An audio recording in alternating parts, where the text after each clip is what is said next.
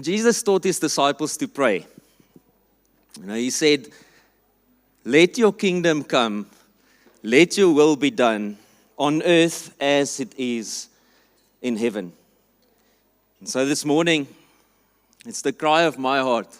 I want us to take a moment and say, "Oh God, sovereign King of the universe, would you come, O Lord, and make known your rule and your reign here in our midst. Would you let us experience the beauty of your ways, Lord, and the fullness of your glory here on earth as we surrender to your will and do things in obedience according to your design and instructions." Amen. We have been exploring what Jesus meant when he spoke about the kingdom of God. When he said that the kingdom of God has come near, that it's so close that you can reach out and grab hold of it, that the kingdom of God is upon you, within you.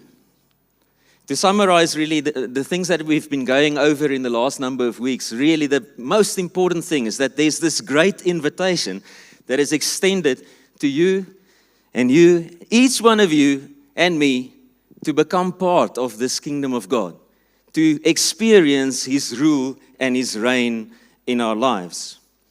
But that we have to first seek out his kingdom. Seek first the kingdom of God, and everything else will be added on in your life. We learned that as we surrender to God as King, as we respond to his word, he mysteriously comes through the Spirit and he changes us. He changes us from the inside out to look more like Jesus, to begin to love him in the way that he wants us to love him, that we begin to walk in his ways and do things according to his heart, that he changes our heart of stone and puts a heart of flesh in there, that he changes in us a heart for the culture of the kingdom, a culture that loves people, a culture that reaches out to people, a culture that restores dignity unto people in the same way that Jesus did it, to know him and to make him known to others. We learned that as a church, we are the people of the kingdom. The church is not the kingdom, but we as the people of the kingdom are the hands and feet of Jesus in this world. Last week, Kuda so beautifully said that we are called to randomly scatter the seeds of the word of God everywhere we go.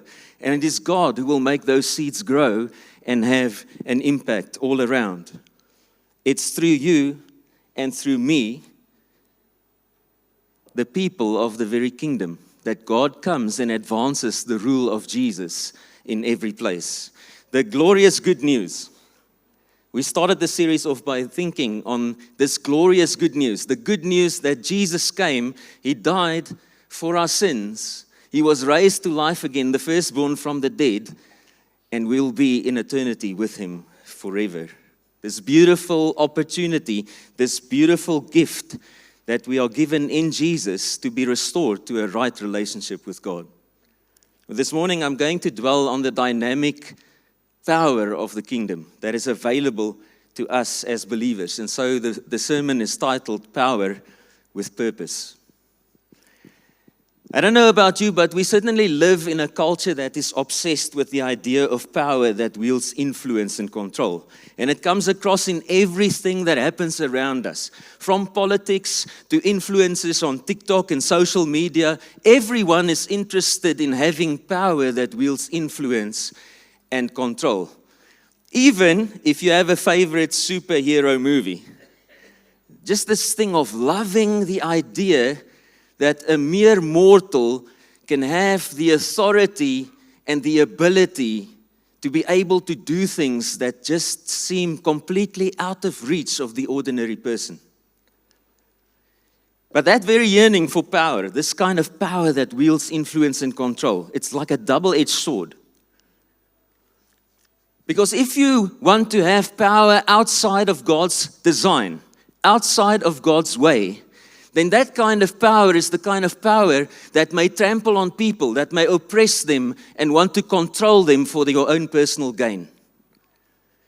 But the beautiful thing is, when God's power, when his dunamis, when his power is in us by the Spirit, it lives within us, then we can be used by the Father as a vessel for good and for his glory. What better example? What better example of living by the power of God do we have than Jesus himself?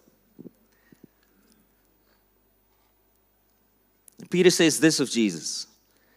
In Acts chapter 10, there's the story of Peter going into the household of Cornelius, and he speaks about Jesus. And he says this, verse 38, Acts chapter 10. How God anointed Jesus of Nazareth with the Holy Spirit and with power. He, that's Jesus, went about doing good and healing all who were oppressed by the devil, for God was with him. What a beautiful summary of the heart of God. How God anointed Jesus of Nazareth with the Holy Spirit and with power, with the result that he went about doing good. Yeah, it speaks about Jesus. It speaks about Jesus and his ministry. But as I share the word with you this morning, I'm sure you're going to see that it doesn't just apply to Jesus, but it extends to each one of us as believers as well. I'm going to dwell on three aspects, three things about our anointing that's all connected to one another. We're anointed with the Holy Spirit. We're anointed with power, and we are anointed for a purpose. What is this meaning of anointing? It's a word that you may not be so familiar with, but it comes right out of the Old Testament. And the word means to rub oil or to smear oil on particular people, and sometimes sacred things. In the Old Testament, it was often used when a king or a prophet or a priest was set apart unto the service of God. Nothing special about the oil. It was just simply a symbol of the fact that God chose this person, set them apart, and empowered them for his service unto his glory. Even the title Messiah actually comes from that very Hebrew word, which means to anoint. That is Jesus, the one who is anointed by God for a specific task, chosen, set apart for the purpose of saving you and saving me. But this anointing was also done to set apart the vessels in the temple that were holy. And sometimes also it was used by people to beautify themselves, for grooming themselves, perhaps the Old Testament equivalent of smelling a little bit better. This beautiful moment of being beautified with the oil of anointing. And so when it carries through into the New Testament, anointing speaks of the empowering and life-changing presence of the Holy Spirit that comes to equip us for the work of ministry, for service unto the Lord. And can you see that beautiful picture, how the Holy Spirit comes as He anoints you, as He comes upon you, He beautifies you. The Bible says that He comes and brings forth a fragrance through us, the fragrance of Christ that brings life in every place. This beautiful thing that the Holy Spirit does to empower you, to beautify you, all for the glory of Jesus. The first point I want to make this morning is that we are anointed with the Holy Spirit. Paul says it like this, 2 Corinthians chapter 1, verse 21. And it is God who establishes us with you in Christ and has anointed us, and who has also put His seal on us and given us His Spirit in our hearts as a guarantee. We are set apart. We are chosen. We are anointed. We are beautified for the King. Jesus presented the Holy Spirit as like this power agent of the kingdom. Almost like a superhero helper who comes and gives us the ability to do things that are far beyond human ability. To accomplish everything that we need. The Holy Spirit is not somebody who's different from Jesus. The word that Jesus uses says, He's another helper of the same kind. He's like me. In fact, it's my Spirit. His very own Spirit that will lead and guide us into the truth. Jesus said a lot of things about the Holy Spirit, but primarily that it would be the Holy Spirit that would come to convict the world of their sin, It's the Holy Spirit who came to draw you unto the knowledge of Jesus. It's the Holy Spirit who put his finger on the very things in your heart that was contrary to the will of God and convicted you of those things, drew you into relationship with God the Father through the work of Jesus Christ. Jesus said the Holy Spirit would remind us of the things that he did and said. That the Holy Spirit would be our teacher. That he would be like a voice behind us that would say, now to the left, now to the right, this is the way, walk in it. The very one who reminds us of who Jesus is to us. Even beyond that, Jesus said to his disciples that when you are in a difficult situation, when you are before the courts, the Holy Spirit would give you the words in the moment of what to say. The empowering presence of the Holy Spirit. Many, many things the Bible reveals about the Holy Spirit that is to our benefit. What greater benefit than the Bible saying that who knows the mind of God but the Spirit of God? And the Spirit sharing that very wisdom with us. The ability to know what God is thinking in the moment by the Spirit. But Paul also says that God has put his seal on us. And the Holy Spirit is a guarantee. A guarantee of what?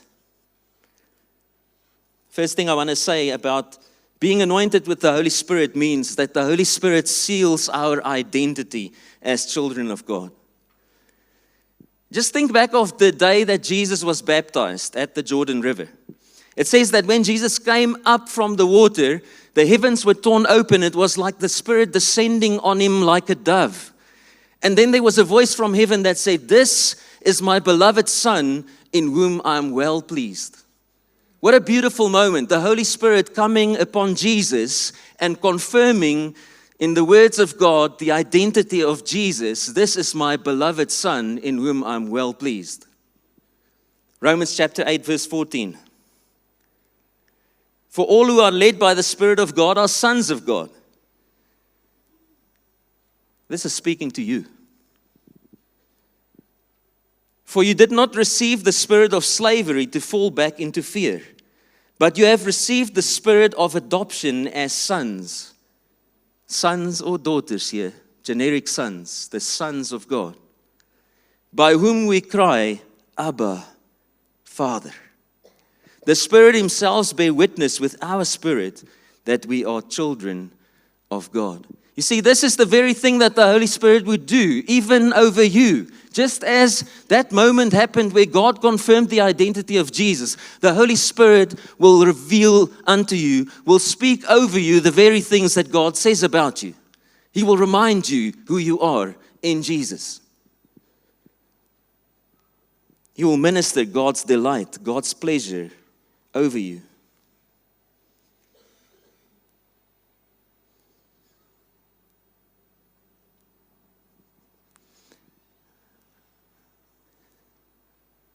You know, certainly it's beautiful to hear that somebody would say of you that you are the apple of my eye. But the wonderful thing here is that God does not have favorites. And the Holy Spirit will come to you and say over you, Hanneke, you are the apple of his eye. Driekus, my boy, I love you. The apple of my eye. I'm so pleased with you. That is the work of the Holy Spirit, confirming who we are in Jesus. That seal is like being given a new family name. Like being told that you have been transferred into a royal household. A declaration to the heavenlies, to the powers and authorities that Paul writes about in Ephesians, that you are a son or a daughter of the Most High God. Just think for a moment about the privileges of the British royal children. They were born into this life like any other one of us. But by virtue of the family name that they carry, they have a title and they have certain privileges. Things that they didn't work for. They just received it by virtue of the family name. And so it is for us. By believing in and accepting Jesus, we are born again by the Spirit, through whom we cry, Abba, Father. And then it says that to all who have accepted Him, to all who call on His name, God has given the right to be called children of God. New family name, royal title. Nothing that you have done yourself, but by the work of the Holy Spirit, Abba, Father. Identity is what the Holy Spirit brings. The second thing the Holy Spirit is a guarantee of our future inheritance of being with Jesus. And Paul says it like this in Ephesians chapter 1, verse 13. In Him you also, when you heard the word of truth, the gospel of your salvation, and believed in Him, were sealed with the promised Holy Spirit, who is the guarantee. Another word, the down payment, like a deposit. The first part of the payment with the promise that more will come. The guarantee of our inheritance until we acquire possession of it to the praise of His glory. You see, the Holy Spirit, the promise we carry of a future that is yet to come. A future, an inheritance of being with Jesus in all eternity. Praise God, eh? What a beautiful thing to look forward to. That's why death doesn't have any sting. This beautiful thing to look forward to, a future inheritance into eternity with Jesus. That's what happened to me. I remember very clearly my own baptism. I had a very similar kind of experience coming from the water, remembering what God had said over Jesus. And so it was that my friends who were present, many of them in the coming up out of the water, they saw the very same picture over me, and that's the word that they shared at my baptism. This realization that developed in my own heart that God has taken me and made me His son. Yes, it was something I could read in Scripture before, but suddenly now it was like this cry that became deep from my heart. Abba, Father, knowing that I have been moved, transferred into the family of God. This beautiful family name that is now mine, the banner of His love over me. The second thing that the Holy Spirit, or that we get, is we are anointed with power. The Greek New Testament uses a number of words for power. There are actually many different ones, but two of them are relevant to the message today. Because Jesus spoke of these types of power in relation to us as believers. The first thing is that there is a power that gives us the right to act. It's like a legal right. That kind of power is translated in our English Bibles by the word authority. And it refers to the kind of power that we are given as a delegated right. You see, Jesus gave us as believers the right to act in His name. We sang so beautifully about the name of Jesus, the name above every other name. God has highly exalted Him so that at the name of Jesus, every knee will bow and every tongue will confess that He is Lord. But you must understand one thing, and that is that we don't have any authority of our own. All authority belongs to God. As the sovereign creator, the ruler who is in control of this world, all authority belongs to God Himself. He is the one who's got the right to decide what is right, what is wrong. But Scripture speaks about delegated authority. Me giving my authority to someone else, God giving His authority multiple times in Scripture to someone else. The first example is God giving His authority to rule on the earth to Adam and Eve in the garden. He gave dominion to humankind to rule on His behalf, to work the earth. But unfortunately, as you know, there was the fall. And in the sin that Adam and Eve committed, they lost that authority, and it was given to Satan, who is currently the prince of this world. But praise God for Jesus. We sang about it this morning. Jesus, the second Adam. The first Adam made a mistake. The second Adam, Jesus, the sinless one, on our behalf, has taken back that authority, and he has even the keys of death, the scripture says, in his hand. Matthew 28 verse 18, Jesus saying, all authority in heaven and on earth has been given to me. Jesus now holds all authority. But he's not stingy with that authority. He's not holding on to that authority. Scripture says that Jesus shares that authority. He imparts his God-given authority through the use of his name to his disciples. Not just anyone, those who know him, they have the authority to use his name. The authority is in the name and in the person of Jesus, but he gives us the delegated right to use his name. Matthew 10 verse 1, Jesus calling the 12 disciples to himself, and he gave them authority over unclean spirits to cast them out and to heal every disease and every affliction. Luke chapter 10 verse 17. You see, what was the effect of having been given this authority?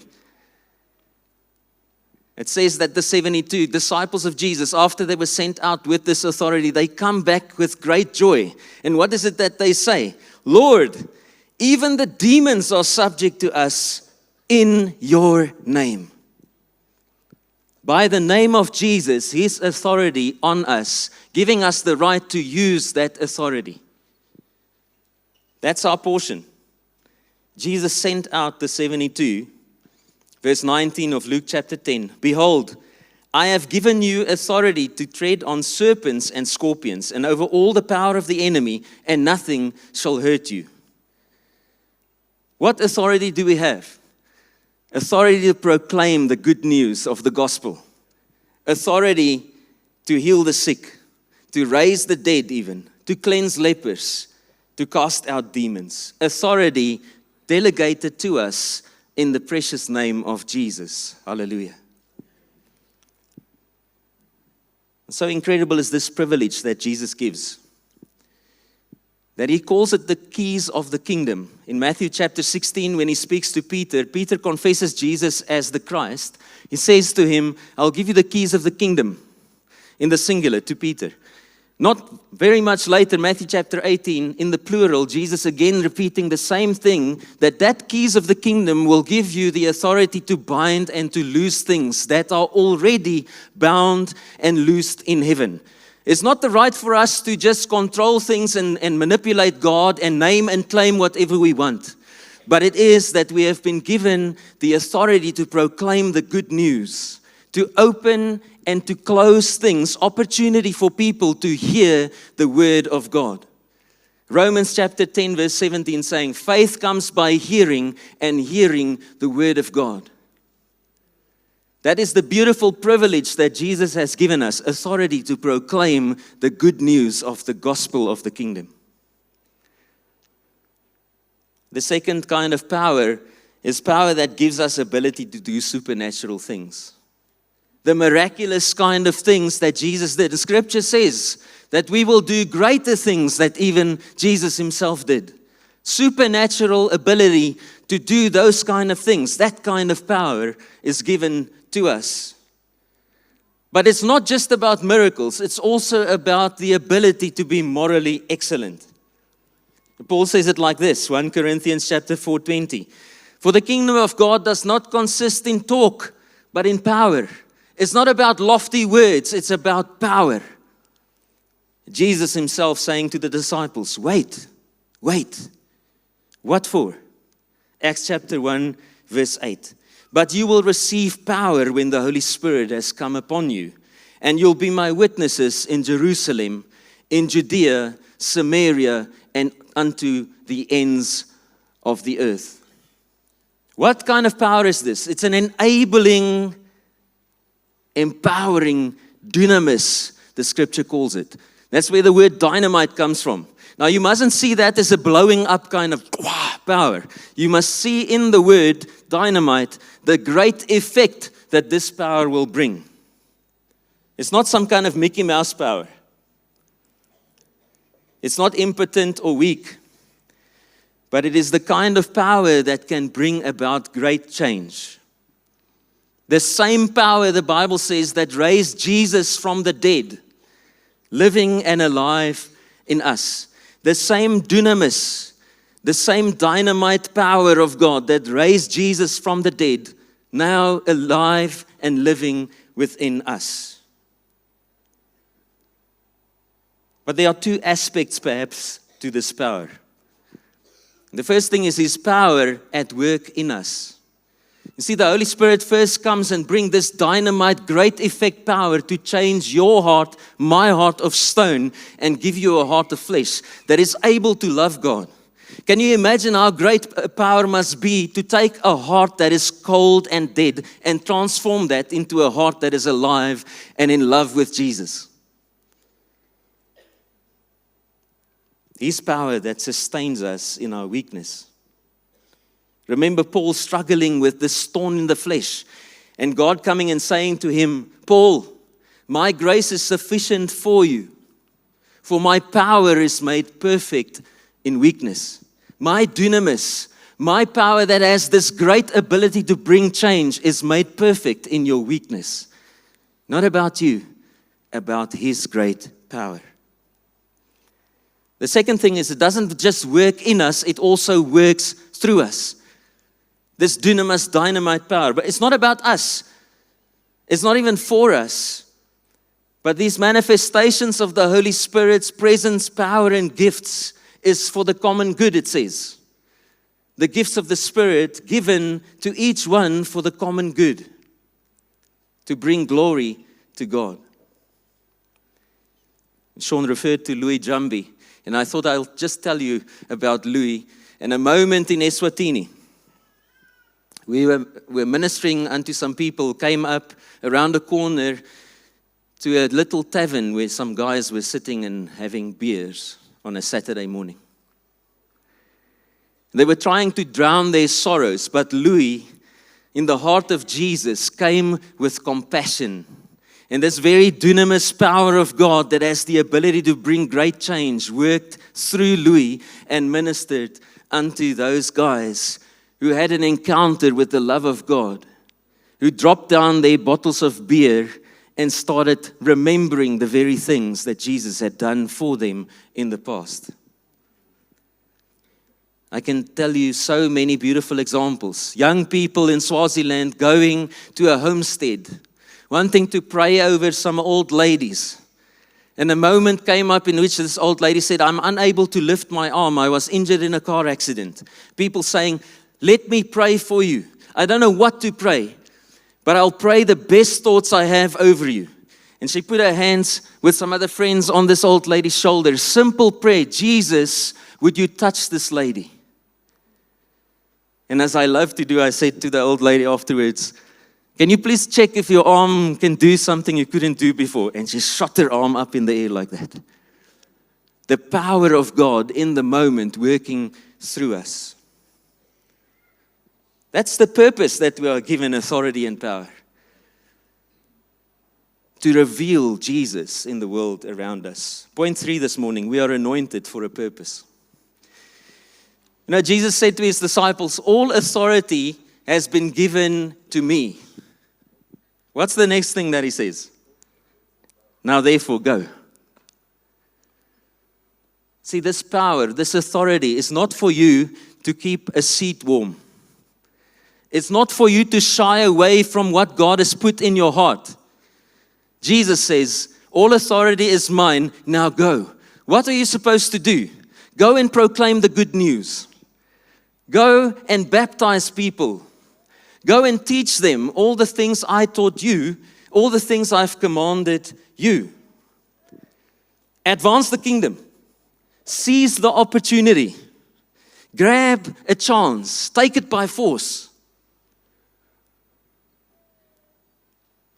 In the power of the Holy Spirit, be an effective witness in Jerusalem, in Judea, Samaria, and to the ends of the earth. That's like saying to you, be a witness in your family, in your Jerusalem. Be a witness in your workplace, with the friends that God has given you, your Judea. Be a witness in Samaria, perhaps in your workplace, with colleagues, or with people who don't share the same belief systems as you, even into the nations. You see, Jesus stood up in the synagogue at the start of his ministry, and he read from Isaiah chapter 61, Luke chapter 4, and this is what he reads. The Spirit of the Lord is upon me, because he has anointed me to proclaim good news to the poor. He has sent me to proclaim liberty to the captives and recovery of sight to the blind, to set at liberty those who are oppressed, to proclaim the year of the Lord's favor. You see, the specifics for you, my friend, may look different. But these might be some of the very things that God may ask you to do. As the Spirit speaks to your heart and says, all authority belongs to Jesus, now you go. The specifics may look different. But perhaps in the empowerment of the Spirit, God may say to you, I want you to go and proclaim or preach. You see, it's not for you to be afraid in that moment, because it is the Holy Spirit who convicts and who draws. It is the Holy Spirit who gives words. It's the Holy Spirit between my lips and your ears. This beautiful mystery that as I speak and share the word of God, the Holy Spirit lets you hear the very words that God wants you to hear in the moment. You don't have to be afraid. Now go.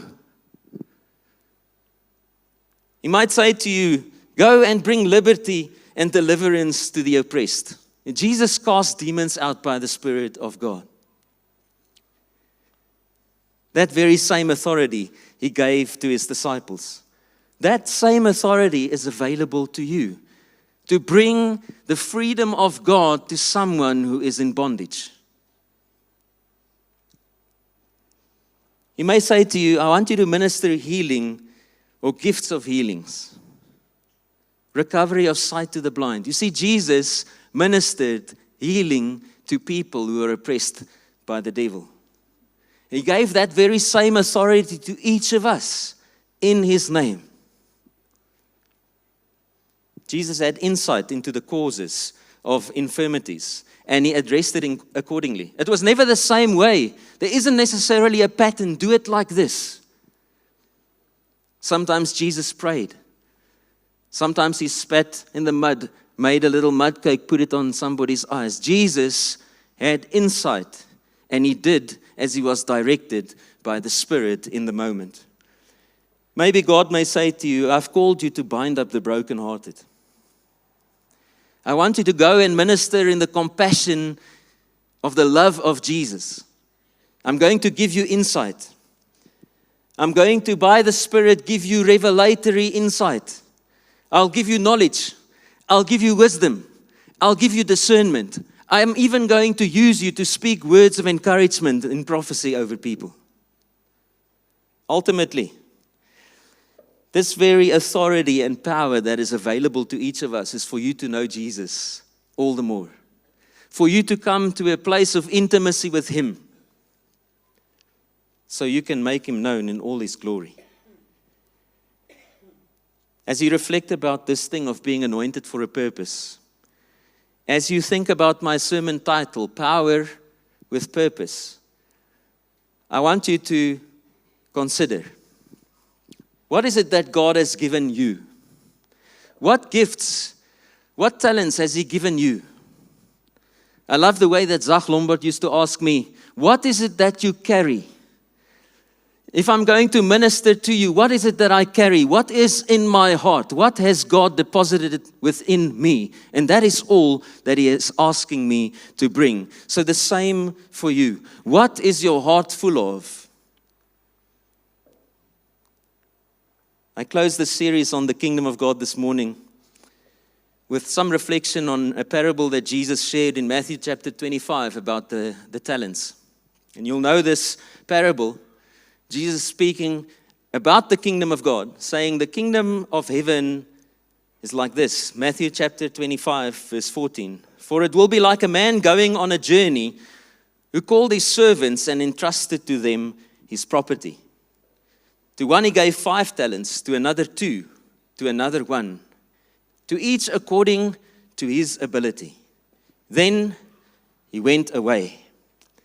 He who had received the 5 talents went at once and traded with them, and he made 5 talents more. So also he who had the 2 talents made 2 talents more.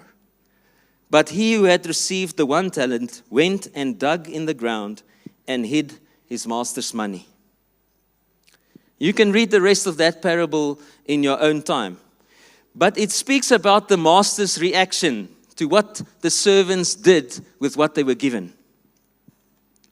In particular, the beautiful part here is the master's reaction to the 2 servants who took what they were given, whatever measure they were given, 5 or 2, and they went and worked with it. The master praised their faithfulness. They were given more responsibility, and he rewarded them with joy. See, we can learn something from this parable as we close in our thoughts on the kingdom of God. God comes and he entrusts the wealth of his kingdom to each of us. And he gives it to us in a certain measure. Whatever you have been given, you have responsibility for. He gives us the good news of the gospel. He invites us to become more like Jesus and to impact our world. There's this invitation. I've got authority, now go. Entrust it with the wealth of the kingdom. You see, when you take this good news, that Jesus died for our sin, that he was raised again, and that we will live with him forever. When you take that and you put the teachings of Jesus into practice, it's like you take this very wealth that God has given you and you are investing it, putting it to work, and then there will be an increase. It's a bit like the parable of the mustard seed. Something that starts so small, so tiny, but it may grow and become a huge tree that offers shade for everyone all around. What about the servant with the 1 talent? You see, this guy was too afraid to take a risk. He was too afraid that he would make a mistake and lose the master's money, that the master would therefore then bring retribution, that there would be anger, that there would be some sort of punishment. But the master said, at least you should have invested my money with the banker so that there would be interest. You see, God is saying to us this morning, I want you to take a risk with the wealth of the kingdom, the message of the gospel that I've given you. What does it look like? What does it look like for you to invest and take a risk with God's wealth in this life? He may ask you to step out of the place of your own comfort. We like to say, he might call you to step out of the boat. He might call you to sacrifice some of your own comforts and give up on things. It can be especially hard when it seems like it's something difficult or frightening. But I want to ask you again this morning as I close, what has God given you? What is it that you carry? What is the very gifts of God in your heart that is mixed and combined with the message of the gospel? Because Jesus is here to say to you, all authority in heaven and on earth belongs to me, now go.